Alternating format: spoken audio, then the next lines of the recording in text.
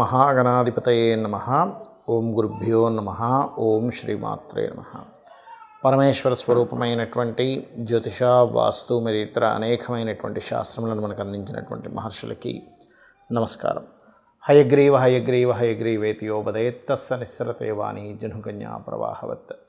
అరుణాం కరుణాతరంగితాక్షీం ధృతపాశాంకుశపుష్పబాణచాపాం అనిమాదిభిరావృతాం మయూకైః అహమిత్యేవ విభావయే భవానీం. శ్రీమాత్రే నమః.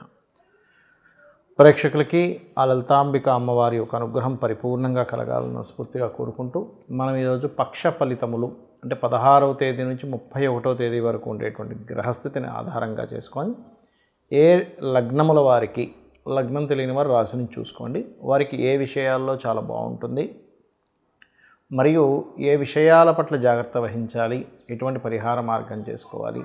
అది కాకుండా మనకి ఈ పక్ష ఫలితాల ఎండింగ్ నుంచి ఉగాది ప్రారంభమవుతుంది. ఉగాది నుంచి ఈ కొత్త సంవత్సరం శ్రీ విశ్వవసునామ సంవత్సరంలో అన్ని విధాలా బాగుండాలంటే ఏ నియమాలు పాటిస్తే అందరికీ బాగుంటుందనేటువంటి విషయాలు చెప్తుంది నేనైనప్పటికీ కూడా చెప్పిస్తుంది సాక్షాత్ లలితామ్మవారిగా భావిస్తూ ఒక్కొక్క రాశి గురించి, ఒక్కొక్క లగ్నం గురించి తెలుసుకుందాం.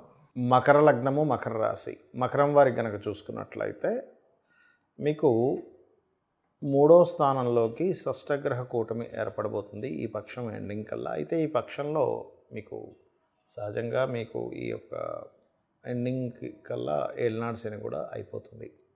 అయితే ఈ పక్షంలో ఎక్కువగా గమనించుకున్నట్లయితే కొన్ని క్రియేటివ్గా ఎవరైతే ప్రారంభిస్తారో ఈ పక్షం ఎండింగ్ కల్లా ఆ ప్రారంభించేటువంటి పనులు కొంత ముందు కదులుతాయి. అలాగే 3వ స్థానంలో అధిక గ్రహాలు ఉన్నప్పుడు ప్లేస్ ఆఫ్ చేంజ్ ఉన్న ప్రదేశం నుంచి మారడము, కొన్ని ధైర్యంగా కొన్ని నిర్ణయాలు తీసుకోవడం ద్వారా మీకు కలిసి రావడము ఇటువంటివి ఉంటాయి. కాకపోతే ఏదైనా భూములు తీసుకునేటప్పుడు రైతులు కావచ్చు, రియల్ ఎస్టేట్ రంగాల వారు కావచ్చు, ఏదైనా పెద్ద పెద్ద ల్యాండ్స్ అవి తీసుకునేటువంటి విషయంలో కొంత జాగ్రత్తగా మీరు దానికి సంబంధించిన విషయంలో కొన్ని నిర్ణయాలు తీసుకోవాల్సిన పరిస్థితి ఉంటుంది. అలాగే మరొక విషయం ఏంటంటే ఇక్కడ గమనించుకున్నట్లయితే ఈ ల్యాండ్స్ సంబంధించినటువంటి అంశాల్లోని మరియు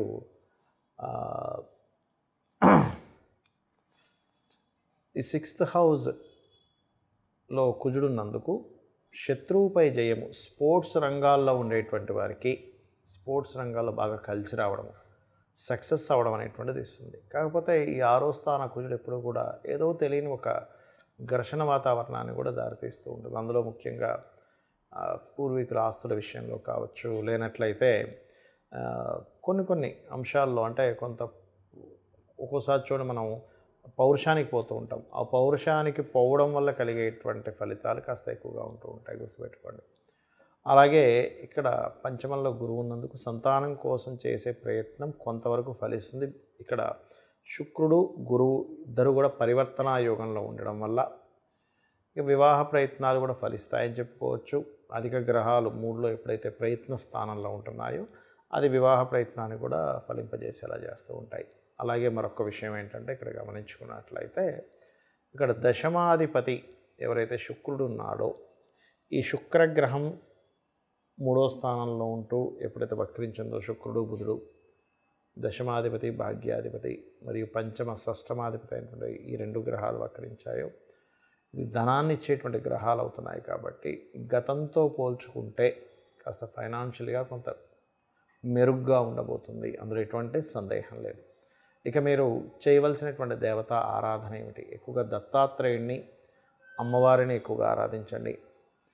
అలాగే ఉద్యోగ ప్రయత్నాలకు సంబంధించినటువంటి విషయంలో మీకు ఈ శుక్రుడు ఎప్పుడైతే 2వ స్థానంలోకి వస్తున్నాడో ఉద్యోగ ప్రయత్నాలు కూడా ఫలిస్తాయి. అందులో ముఖ్యంగా మార్కెటింగ్ రంగాలు, లేదా రీసెర్చ్ రిలేటెడ్ సంబంధించిన, ఇప్పుడు సాఫ్ట్వేర్లో రీసెర్చ్ రిలేటెడ్ ఉంటాయి, ఇట్లాంటివి కూడా చాలా బాగా యోగిస్తాయి. కాకపోతే మీరు నిత్యము కూడా మీకు దగ్గరలో అమ్మవారి ఆలయం కానీ, శక్తి ఆలయాలు కానీ, లేదా సుబ్రహ్మణ్య స్వామి ఆలయం ఉన్నట్లయితే రెగ్యులర్గా వెళ్తూ ఉండండి, అన్ని విధాలు బాగుంటుంది. మనకి ఈ పక్షం ఎండింగ్ నుంచి శ్రీ విశ్వవసు నామ సంవత్సరం రాబోతుంది.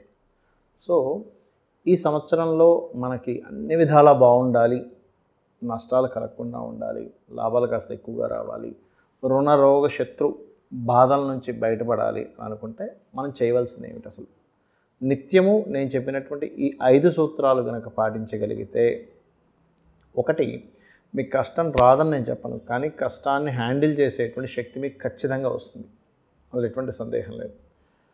అలాగే మీరు ఉన్న స్థితి నుంచి ఖచ్చితంగా ఎదగడం జరుగుతుంది, గుర్తుపెట్టుకోండి. కష్టం వచ్చినా, ఎందుకంటే ఈ ప్రపంచంలో అందరికీ ఉంటాయండి కష్టాలు.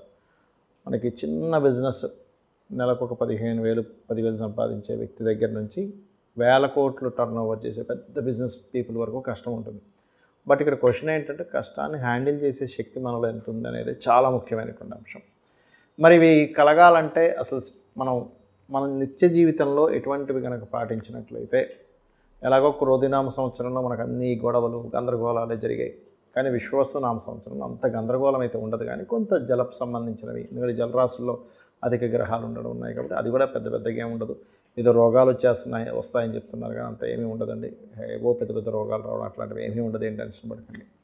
అయితే ఇక్కడ మీరు పాటించవలసినవి ఏంటో చెప్తాను నేను మీకు గనక చక్కగా సమయం ఉంది, లేదా సమయం చేసుకోనైనా రోజు ఒక్క 10 నిమిషాలు, ఎక్కువ సమయం అక్కర్లేదు, ఒక్క 10 నిమిషాలు భగవంతుడి ముందున కూర్చొని మీ ఇష్టదైవాన్ని పంచోపచార పూజ ఎలాగో చేస్తాం. పంచోపచార పూజ అంటే గంధము, పుష్పము, ధూపము, దీపము, నైవేద్యం.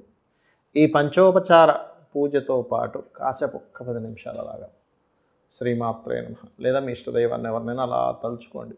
అది ఎలా అంటే ఎంతో ప్రేమగా, మరొకటేం లేదు. అంటే ఇలా చేయడం వల్ల ఏమవుతుందంటే, మీకు ఫస్ట్ పాయింట్ నెంబర్ 1, మీరు ఏదైతే హ్యాండిల్ చేయలేము, ఇది చాలా కష్టంగా ఉంది అని అనుకునేటువంటిది మీరు చాలా ఈజీగా డీల్ చేయగలుగుతారు. కారణం, మీరు ఎప్పుడైతే కంటిన్యూస్గా మార్నింగ్ అండ్ ఈవినింగ్ ఒక 10 నిమిషాలు 15 నిమిషాలైనా సరే ధ్యానం చేయగలుగుతారు, ఒక నామస్మరణం చేయగలుగుతారు, ఖచ్చితంగా మీకు చాలా చిన్న విషయంగా కనిపించడం స్టార్ట్ అవుతుంది, ఒకటి. ఇక రెండవది, మీకు దగ్గరలో ఏదైనా ఆలయం ఉన్నట్లయితే క్రమం తప్పకుండా రోజు వెళ్ళండి. మీ ఇష్టదైవ ఆలయం, ఆంజనేయ స్వామి కావచ్చు, సుబ్రహ్మణ్య స్వామి కావచ్చు, ఏదైనా కానీ.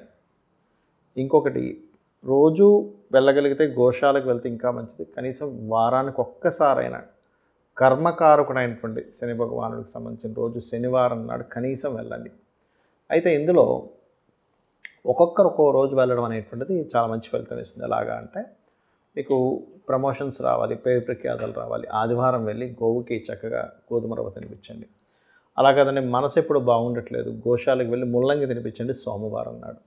మాటిమాటికి గొడవలు అవుతున్నాయండి, అది భార్యాభర్తల గొడవలు కావచ్చు, చుట్టుపక్కల ఉండే వాళ్ళతో కావచ్చు, బిజినెస్లో కావచ్చు, ఎక్కువ అవుతున్నాయి, ఘర్షణాత్మకంగా ఉంటుంది అనుకునేటువంటి వారు కాస్త క్యారెట్స్, బెల్లము కలిపి తినిపించండి మంగళవారం నాడు. అదేవిధంగా వ్యాపార అభివృద్ధి కోసం బుధవారం నాడు వెళ్ళి గోంగూర పెట్టండి, అక్కడే కూర్చొని విష్ణు సహస్రనామాలు చదవండి, లేదా ఓం ఇంద్రగోప పరిక్షిప్త స్మరతోనా భజంగికాయే నమః అనే మంత్రం చేయండి. గురువారం నాడు కనుక చూసుకున్నట్లయితే, మీరు ఏదైనా సంతానం కోసం తప్పిస్తున్నాము, లేనట్లయితే కొంత గురుబలం తగ్గిందని బాధపడుతున్నాము అనుకునేటువంటి వారు గురువారం నాడు వెళ్ళి అరటికాయలు తినిపించండి. శుక్రవారం నాడు మీరు చక్కగా తీపి చపాతీలు కానీ, అంటే తేనె పూసిన చపాతీలు, ఒక 3 చపాతీలు, నూనె వేయకుండా కాల్చిన చపాతీలు గోవుకు తినిపిస్తూ మీరు ఓం సంపత్కరీ సమారూఢ సింధుర వ్రజ సేవితాయే నమః, సంపాదన అంటే ధనం కోసం ఇబ్బంది పడుతున్నాము, సంపాదన సంబంధించినటువంటి ఇబ్బందులు ఉన్నాయనుకునేటువంటి వారు అలా చేయొచ్చు. లేదు వివాహం అవ్వట్లేదు అనుకునేటువంటి వారు అదే చపాతీలు తేనె పూసి తినిపిస్తూ ఓం కామేశబద్ధ మాంగళ్య సూత్రశోభిత కందరాయే నమః అనే మంత్రం చేసుకోవచ్చు. సంపద కోసం ఏంటంటే ఓం సంపత్కరీ సమారూఢ సింధుర వ్రజ సేవితాయే నమః. ఇక బాగా హెల్త్ ఇష్యూస్ ఉన్నాయి, ఏమి చేసినా ముందుకు కదలట్లేదు అనుకునేటువంటి వారు శనివారం పిడికెడు బెల్లం గోవు పెట్టండి. అదే శనివారం ఎక్కువగా అంటే భయాలు ఉన్నాయి, మాకు ఏదో జరిగిపోతుందని భయం ఉంది అనుకునేటువంటి వారు వడమాలని ఆంజనేయ స్వామికి సమర్పించండి. వడలతో చేసిన మాల, ప్రతిదీ ఆటంకం అవుతుంది అనుకునేటువంటి వారు గోవుకి మంగళవారం నాడు గ్రాసము తినిపించండి. లేదా గోశాలలో కూర్చొని ఓం దుమ్ దుర్గాయ నమః అనే నామం చేసినా కూడా మీకు ఉండేటువంటి భయాలు పోతాయి, భయం అనే మబ్బు తొలగిపోతాయి, కానీ మనకు ధైర్యం రాదు, గుర్తుపెట్టుకోండి. లేదు ఇంకా ఎక్కువ భయం ఉందనుకునేటువంటి వారు దుర్గానామంతో పాటు ఓం కనకాంగద కేయూర కమనీయ భుజాన్వితాయే నమః అనే మంత్రం చేయండి. ఖచ్చితంగా మీకు ఫలితం అనేటువంటిది వచ్చి తీరుతుంది. ఈ యొక్క విశ్వవసు నామ సంవత్సరం మీ అందరికీ మంచి ఫలితాలు ఇవ్వాలని మనస్ఫూర్తిగా కోరుకుంటూ, అమ్మవారి అనుగ్రహం మీకు పరిపూర్ణంగా ఉండాలని మనస్ఫూర్తిగా మరోసారి కోరుకుంటూ, శ్రీమాత్రే నమః.